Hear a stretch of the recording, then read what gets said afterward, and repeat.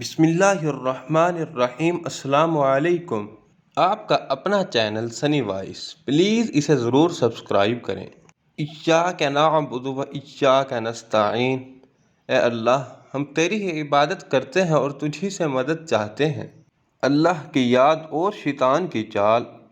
ایک شخص ہر روز رات کی تنہائی میں اللہ تعالیٰ کا ذکر کیا کرتا تھا۔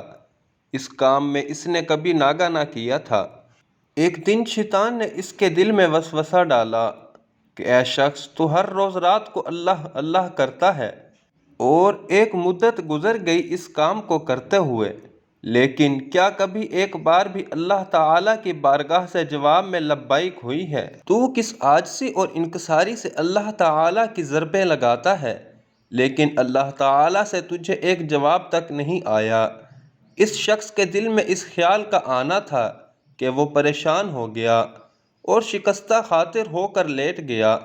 خواب میں اسے حضرت خضر علیہ السلام کی زیارت ہوئی۔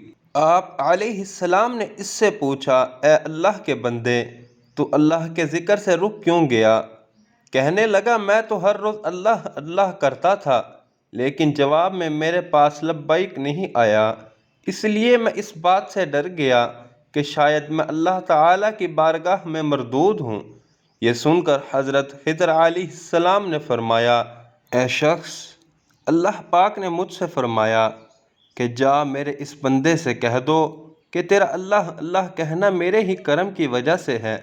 کیا میں نے تجھے اپنے کام میں نہیں لگا رکھا؟ تیری طلب تڑپ کی مجھے سب پتہ ہے۔ میں تجھے بھولا نہیں ہوں اور نہ ہی میں نے تجھے نظر انداز کیا ہے۔ تیری ہر پکار پر ہر بار اللہ کہنے پر میں تجھے ہزار بار لبیک لبیک کہتا ہوں۔ تجھے یہ سوچ، یہ عمل، یہ طلب میں نے ہی دی ہے، اور میں نے ہی تجھے اس کام پر لگایا، اور اصل میں تجھ سے زیادہ مجھے ہی تیرا اشتیاق و شوق ہے۔ اس شخص نے یہ خواب دیکھا تو ہڑبڑا کر اٹھ بیٹھا اور فوراً صدقے دل سے تائب ہوا، اور پھر دوبارہ اللہ تعالیٰ کے ذکر میں مشغول ہو گیا۔